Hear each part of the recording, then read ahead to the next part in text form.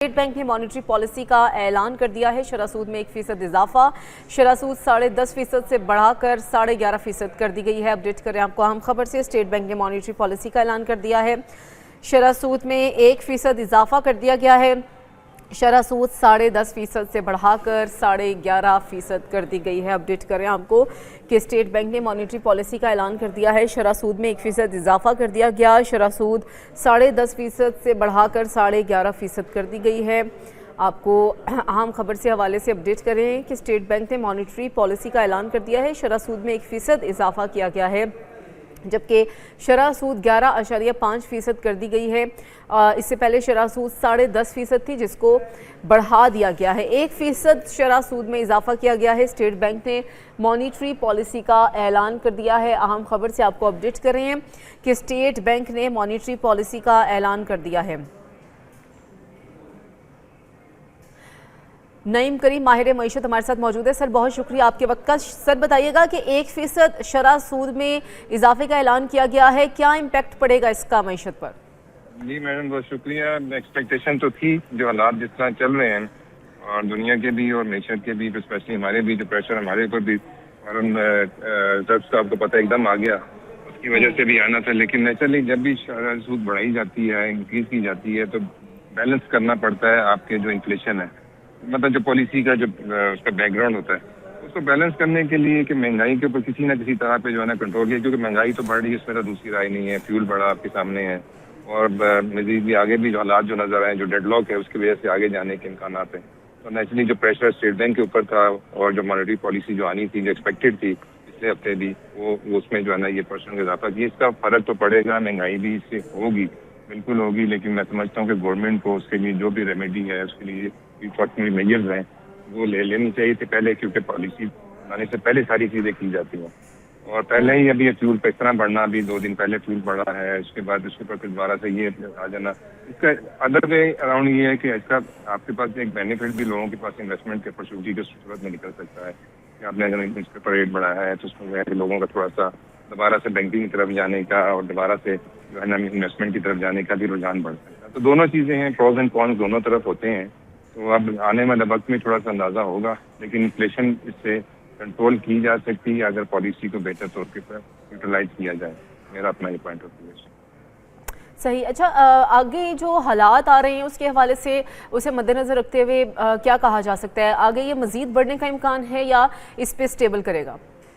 लेकिन all depends on our foreign reserve. सबसे पहली चीज़ ये है कि जैसे अभी सऊदी अरब के साथ हमने बड़ा अच्छा उसमें कॉन्ट्रैक्ट के अंदर है और हम चाह रहे हैं कि उसमें से ये 3 बिलियन से हटके हम कम से कम इसमें 5 बिलियन तक चले जाएं। फिर IMF की भी आपको पता है कि जो हमारा लास्ट कॉन्ट्रैक्ट हुआ, जब 1 बिलियन से ज़्यादा जिस पे हमारे पास जो है ना वो जो इनफ्लो आया है, तो थोड़ी सी अगर हम बेहतरी की तरफ जाते हैं और हमारा जो डॉलर है वो भी स्टेबल रहता है, जैसे अभी स्टेबल है बहुत अच्छे से, उसके पर इतना बड़ा इम्पैक्ट नहीं आता, तो मैं समझता हूँ तो फिर तो इनको उस पर दोबारा नहीं जाना पड़ेगा। फॉर द नेक्स्ट 3 और 6 मंथ्स तक भी कंट्रोल कर सकते हैं इसी रेट के ऊपर।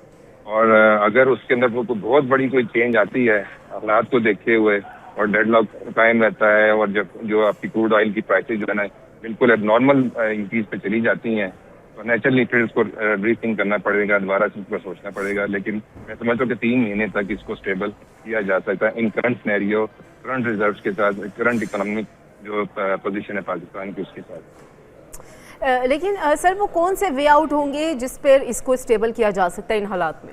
वे आउट सबसे बेस्ट वे आउट हमेशा की तरह ये है कि एक्सपोर्ट को आप बेहतर हम अगर कर लें, अपने एग्रीकल्चर एक्सपोर्ट को बेहतर कर लें और अपनी जो हमारी जो पहले से हमारी जो टेक्सटाइल थी, हमारी जो सर्जिकल आइटम थे, हमारी जितनी स्पोर्ट आइटम थी, हम एक्सपोर्ट को आज अगर बेहतर कर लेते हैं, रेमिटेंस के ऊपर कोई फ़र्क इतना नज़र नहीं आया। लोगों को ख्याल था कि जी ये जंग से रेमिटेंस के ऊपर फ़र्क आएगा, रेमिटेंस गिर जाएंगी, वो तकरीबन कमोबेश वही है, थोड़ी सी बढ़ी भी है पिछले महीने में। लेकिन एक्सपोर्ट एक वाहिद हल है जिसके ऊपर हम चले जाते हैं तो बहुत सारी चीज़ों के ऊपर जो है हम कंट्रोल कर सकते हैं। सही। अच्छा सर, इन हालात में अगर हम देखें तो अभी मईशत भी काफ़ी बिगड़ी हुई है, लेकिन हमने ये भी देखा कि जब हम लोगों ने फ़िक्स डिपॉजिट दुबई को वापस किए तो उसके बाद सऊदीया की जानिब से हमें कई डॉलर्स भी हमारे पास आए, उससे भी काफ़ी मईशत स्टेबल हुई। उसके बाद भी क्या ज़रूरत थी कि शरह सूद को 1% बढ़ा दिया जाए? اتنی زیادہ دیکھیں وہ تو خالی اس کو کور کرنے کے لیے جو یو ای کے ساتھ ہمارا آپ کو پتا ہے ایک جو کانٹریکٹ جس میں انہوں نے اپنی واپسی کی ڈیمانڈ کر دی تھی اس کو بیلنس کرنے کے لیے فوری ایک انجیکشن کی ہمیں جو ہے وہ ضرورت پڑی جو انہوں نے انجیکٹ کیا اس کا اماؤنٹ.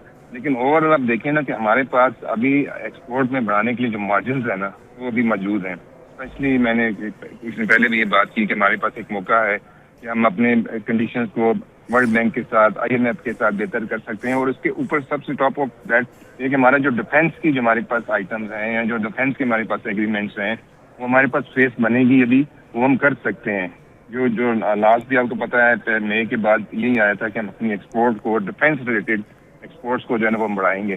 وہ بہت بڑا مارجن ہمارے پاس موجود ہے, ہمارے پاس پوٹینشیل بھی موجود ہے, ہمارے پاس اس کی فیزیبلٹیز بھی موجود ہیں جو ہم کر سکتے ہیں. تو واحد حل میں سمجھتا ہوں کہ یہی تھا کیونکہ وہ سعودی عرب سے آنا 2 ارب کا جو ہے وہ اتنا امپیکٹ نہیں دیا کیونکہ 3 ارب آپ سے جا بھی رہا تھا مطلب 3 ارب پلس, تو اس لیے اس کو ہم اس میں کاؤنٹ کر نہیں سکتے. تو پریشر جو ہے وہی ہے جو difference of import and export. Import کم ہوئی ہے, اس میں کوئی دوسری آئی نہیں ہے کہ امپورٹ بیچ میں ظاہر ہے وہ شپمنٹس کی وجہ سے بھی کم ہوئی ہے, جو ابھی حالات بنے ہوئے ہمرس کی وجہ سے اس کی وجہ سے بھی کم ہوئی ہے. تو ایک وہ امپیکٹ آیا کہ امپورٹ کم ہوئی ہے, لیکن ایکسپورٹ کو ہمیں اپنے میکسیمم ٹارگیٹ کے اوپر جا کے جو ہے نا اچیو کرنا پڑے گا. جو میں سمجھتا ہوں کہ کم سے کم بھی ہمیں جو ہے نا 50-60 بلین ڈالر کی ایکسپورٹ کے اوپر جانا پڑے گا, جو ریسٹ آف دا آپ کہہ لیں کہ دسمبر تک اگر ہم ٹارگیٹ کرتے ہیں. صحیح.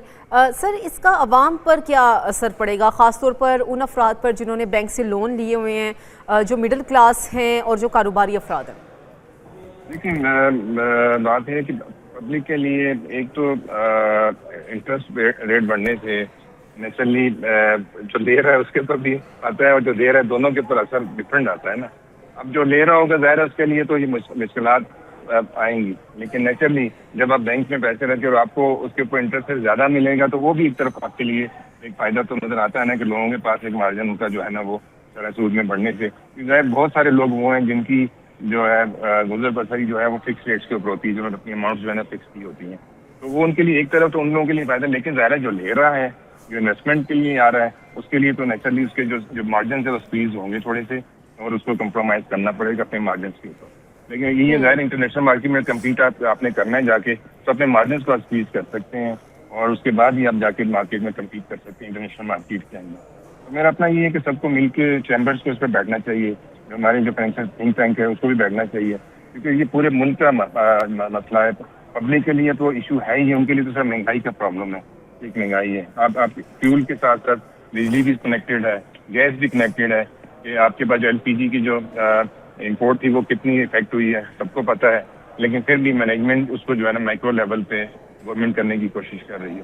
تو مینجمنٹ بھی بہتر ہو جائے تھوڑی سی مائکرو لیول پہ جا کے, اور تھوڑی سی ہم ایکسپورٹ کے اندر سارے مل جل کے اگر اپنا حصہ ڈالیں تو میں سمجھتا ہوں کہ ہم چیزوں کو بہتر کر سکتے ہیں آنے والے وقت عوام کے لیے.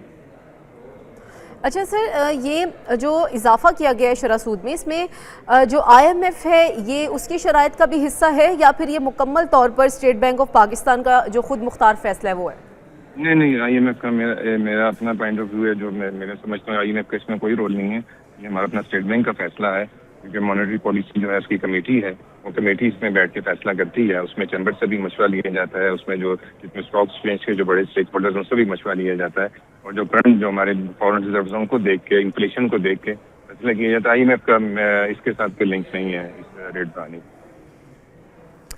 صحیح. اچھا سر, ہم یہ دیکھ رہے ہیں کہ کافی ملک میں کافی سالوں سے جو مڈل کلاس ہے وہ سب سے زیادہ سفر کر رہی ہے, اور اب ایسا لگتا ہے کہ مطلب مڈل کلاس جو ہے وہ لوور کلاس کے ہی برابر آ کے کھڑی ہو گئی ہے قسم کی. تو ان کے حساب سے بتائیں کہ اگر اسی طرح یہ شرح سود بڑھتی رہی اور معاشی اصلاحات میں کوئی اس طرح سے اقدامات نہیں اٹھائے گئے اور حالات بھی اسی طرح کے ہیں, تو آگے چل کر یہ کس طرح آپ دیکھ رہے ہیں, یہ سرکل کس طرح کمپلیٹ ہوگا, یہ کیسے چلے گا آگے سسٹم پورا؟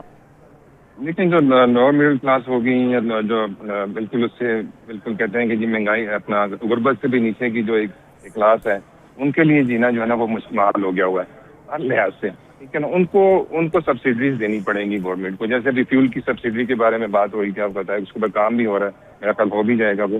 تو اس طرح کی ان لوگوں کے لیے سبسڈائز چیزوں کو کرنا پڑے گا جس سے ان کی زندگی افیکٹ نہ ہو. لیکن اپر مڈل کلاس یا مڈل کلاس لوگ بھی جو ہے نا اپنے معاملات کو جو ہے نا کسی نہ کسی طرح چلا لیتے ہیں, اپرچونیٹیز ہو جاتی ہیں.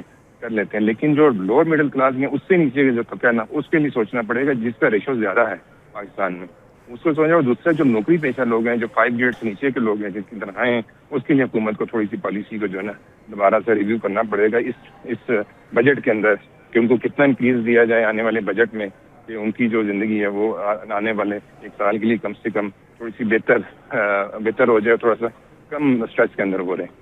تو ان کے لیے تھوڑی سی گورنمنٹ کو اس کے اندر سبسیڈائز کرنی پڑیں گی چیزوں کو, بجلی کو کرنا چاہیں, گیس کو کرنا چاہیں, جو بھی ان کے لیے کرنا چاہیے, وہ میں سمجھتا ہوں کہ گورنمنٹ کی یہ اولین رسپانسبلٹی ہونی چاہیے, پروونشل گورنمنٹ کی بھی اور فیڈرل گورنمنٹ کی بھی. وہ ایک صحیح, گورنمنٹ کو اسی کے اوپر اصلاحات کرنے ہوں گے. ماہر معیشت نعیم کریم ہمارے ساتھ موجود تھے, آپ کا شکریہ.